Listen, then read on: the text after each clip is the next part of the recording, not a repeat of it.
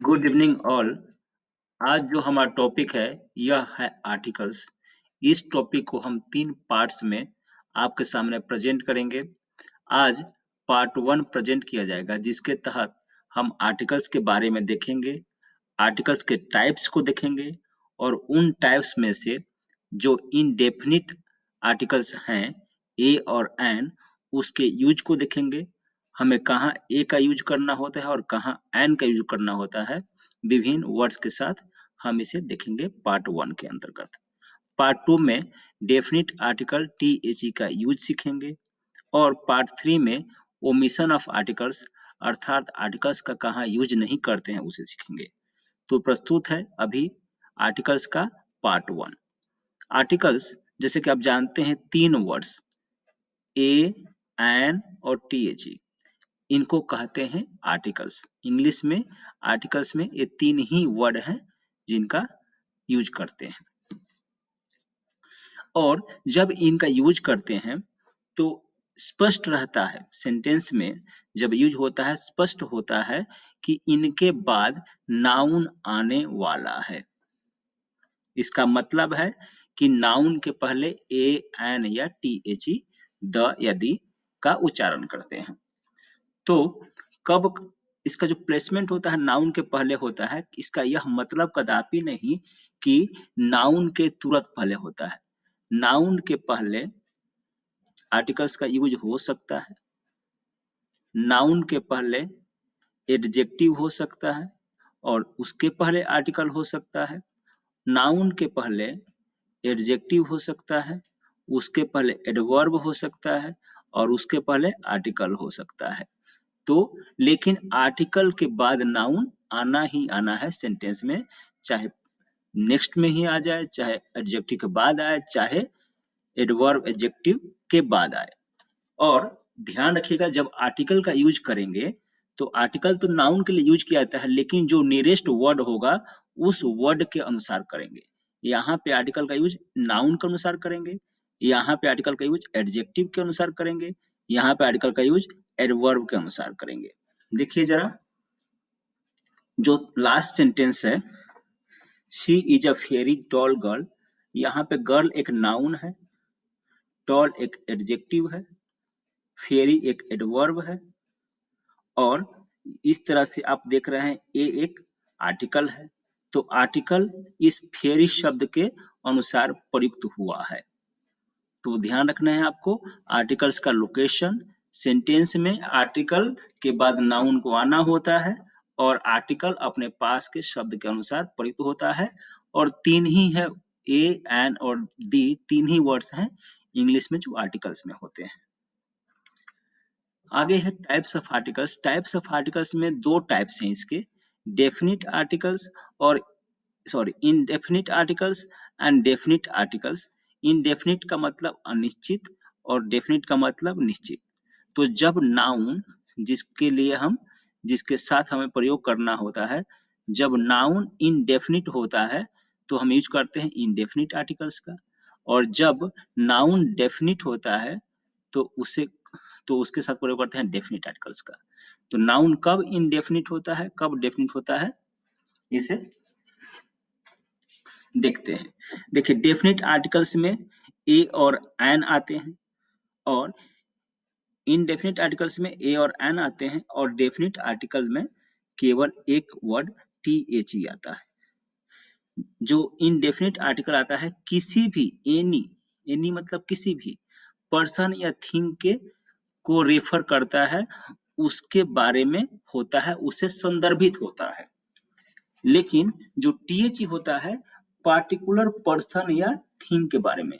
तो एनी मतलब क्या होता है, एनी मतलब कोई होता है और कोई से स्पष्ट है कि यह जो पर्सन है चाहे थिंग है यह निश्चित नहीं है, इनडेफिनिट है, इसलिए इनडेफिनिट आर्टिकल का प्रयोग करते हैं। लेकिन पार्टिकुलर का मतलब क्या होता है, पार्टिकुलर का मतलब होता है विशेष और विशेष का मतलब होता है स्पेशल। तो जो पर्सन है और थिंग है स्पेशल है तो डेफिनेटली डेफिनिट है, निश्चित है, तो इसलिए इसके साथ जो निश्चित का जो आर्टिकल है टीएचई इसका प्रयोग करते हैं। आगे में हम देखेंगे इनडेफिनिट आर्टिकल्स जो है ए और एन, इसका प्रयोग। तो इसके प्रयोग में हम हमेशा ही जो इनडेफिनिट आर्टिकल्स होता है उसका प्रयोग करते हैं सिंगुलर नाउन्स के पहले, सिंगुलर नाउन्स के पहले। लेकिन सिंगुलर नाउन्स कैसा? काउंटेबल वाला। जैसे काउंटेबल वाला में क्या होता है, यहाँ पे देखिए इरेजर लिखा हुआ है, तो इरेजर काउंटेबल नाउन है, लेकिन यहीं पे अगर OIL ऑयल लिख दिया जाए, आई फाउंड ऑयल, तो यहाँ पे यह अनकाउंटेबल नाउन है ऑयल, तो इसलिए इधर AN का प्रयोग रोकना पड़ेगा, बिकॉज ऑयल एक अनकाउंटेबल नाउन हो जाएगा, जबकि इरेजर एक काउंटेबल नाउन है। तो याद रखेंगे हम सब कि AN का प्रयोग हमेशा करेंगे। आप ये भी जानते हैं ना, इसका मतलब A और N का शाब्दिक मतलब तो एक होता है, तो एक के लिए तो करेंगे, तो सिंगुलर के लिए ही करेंगे।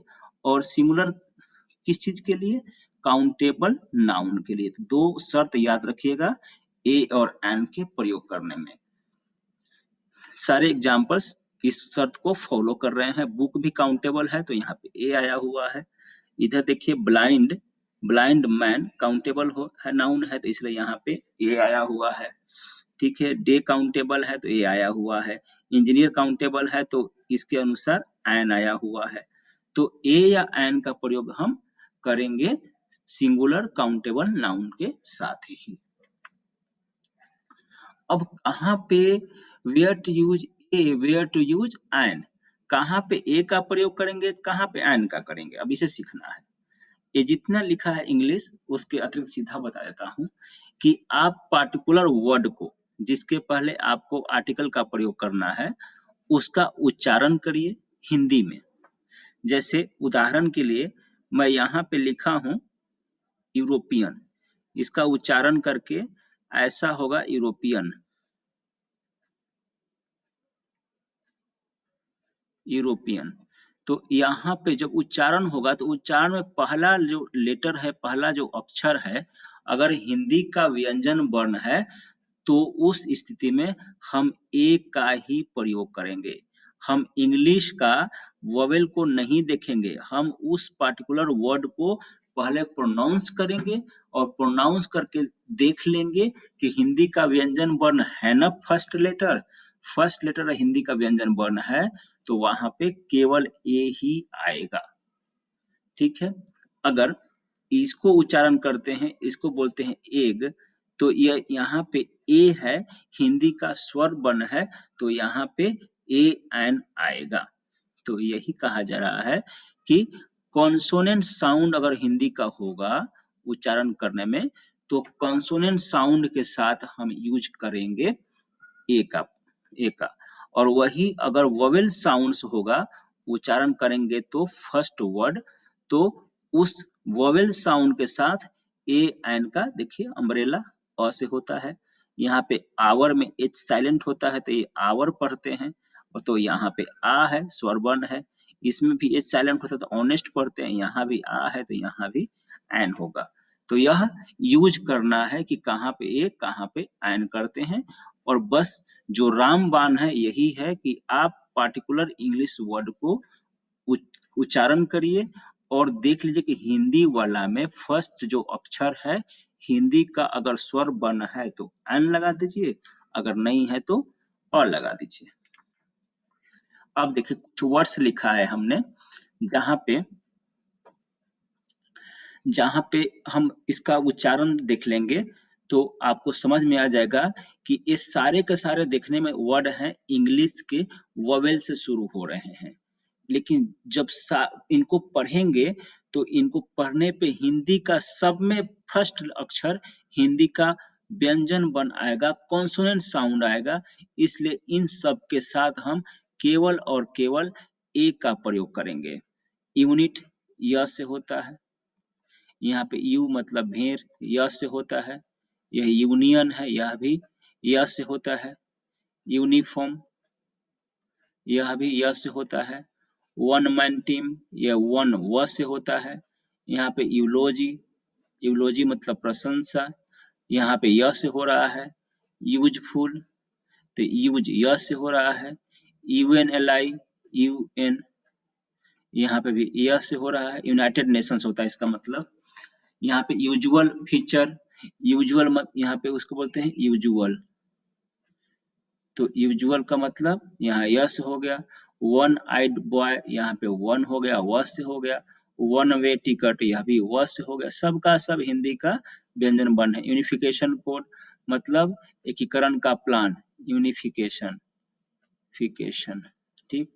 1 रुपी क्वाइन, 1 रुपये का सिक्का, 1 हो गया। इसको पढ़ते हैं यूनिक, एग्जाम में बहुत आता है यूनिक। यह यस हो गया, इसके पहले भी ये लगेगा। यूनाइटेड, यूनाइटेड यह से हो गया। वन हो गया, यहाँ पे यूनिवर्सल हो गया, यह से हो गया। यहाँ पे यूसर्पर हो गया, यूसर्पर, हड़पने वाला। तो इस तरह से जितने वर्ड्स हमने लिखा, ये सारे के सारे देखने में तो इंग्लिश के वोवेल से शुरू हो रहे हैं, लेकिन जब पढ़ते हैं तो हिंदी का कॉन्सोनेंट आता है इनके साथ, इसलिए इनके साथ हमेशा हम यूज करेंगे ए का। जैसे कि बताया कि हमें किसी भी वर्ड को पढ़ना है और पढ़ेंगे तो हिंदी का लेटर, फर्स्ट लेटर कॉन्सोनेंट होगा तो ए, और नहीं होगा तो स्वर होगा तो एन का प्रयोग करेंगे। दूसरा देखिए, दूसरा में क्या है, एन का यूज है। आप देख लीजिए जो भी वर्ड्स यहाँ पे 6 वर्ड्स लिखा है ऊपर, 6 वर्ड्स में सबका एच साइलेंट होता है। इसका एच नहीं पढ़ते हैं, इसका भी एच नहीं पढ़ते हैं, सब साइलेंट होता है, सारे का एच। तो एच को निकाल कर इसका उच्चारण करते हैं तो ये होगा आवर, साइलेंट मतलब नहीं पढ़ते हैं। ये होगा ऑनर, ये होगा एयर, ये होगा ऑनोरेरियम, ये होगा एयरिस, एयर का ही स्त्रीलिंग है, इसका फेमिनिन जेंडर है। ये हो गया आवरली, यहाँ पे आ हो गया। तो इस तरह से आप देख रहे हैं कि जब इसका हिंदी में उच्चारण कर रहे हैं तो इन सब का उच्चारण हिंदी में फर्स्ट लेटर हिंदी का स्वर वर्ण है, इसलिए इनके साथ ए एन का प्रयोग होगा। कुछ जो होते हैं एब्रिविएशंस होते हैं, संक्षिप्त संक्षिप्त शब्द होते हैं, उनके साथ भी यूज करने को परीक्षा में एग्जाम में पूछता है। तो वो सेम ट्रिक है। देखिए एम और पी लिखा है, इसका फुल फॉर्म क्या है उससे हमें मतलब ही नहीं है, इसे पढ़ेंगे एमपी। तो एमपी में देखिए यहाँ पे ए आया है शुरू में, तो हिंदी का स्वर वर्ण है तो इसके पहले ए एन का प्रयोग करेंगे। ऐसे मैंने जितना लिखा है ना यहाँ पे, उन सब के साथ ही ए एन का प्रयोग करेंगे हम। यहाँ पे एन का प्रयोग वाला ही लिखा है मैंने, तो इस सबको पढ़कर आप देखेंगे, आपको लगेगा कि बिल्कुल जैसे एलपी है, यहाँ एक्स रे है, एक्स रे, यहाँ पे ए है, तो यहाँ पे एन का प्रयोग करेंगे ही। तो इंग्लिश अल्फाबेट्स के जो भी वर्ड्स हैं जिनका उच्चारण करते हैं तो उनका उच्चारण में हिंदी का स्वर वर्ण आता है, और उन वर्ड्स को मैं यहाँ पे घेर दिया हूँ, AEFHILMNORSX,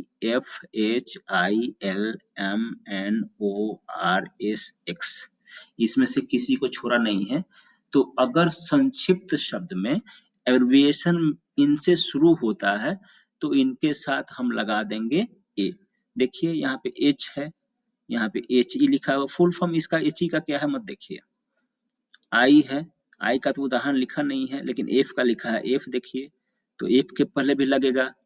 एनसीसी लिखा है तो एनसीसी के पहले भी लगेगा। तो इस तरह से हमने सीखा कि ए और एन का प्रयोग कहाँ कहाँ करते हैं। रामबाण, हम उस लेटर को पढ़ेंगे, उस वर्ड को पढ़ेंगे, और हिंदी का फर्स्ट लेटर उच्चारण में, हिंदी का फर्स्ट लेटर अगर व्यंजन बन आएगा हिंदी का तो ए, और स्वर बन आएगा तो एन का प्रयोग करेंगे। यहाँ जो रेड में नोट लिखा है, जब भी हम ऑक्यूपेशन बताते हैं अपना, तो उस ऑक्यूपेशन के साथ ए चाहे एन का प्रयोग करते हैं। जैसे आपसे क्वेश्चन पूछा था व्हाट इज योर फादर, मतलब आपके पिताजी क्या करते हैं, तो आप बोलते हैं my father is a scientist. कुछ भी बोलते हैं तो वहां पे जैसे बोल रहे हैं my father is a scientist, यहाँ पे देखिए साइंटिस्ट के अनुसार ए का प्रयोग किया है। तो जब भी हम प्रोफेशन बताते हैं तो उसमें हम यूज करते हैं ए या एन का। तो इस पार्ट में इतना ही। अगले पार्ट में जो डेफिनिट आर्टिकल है टी एच ई उसका यूज सीखेंगे। Thank you very much.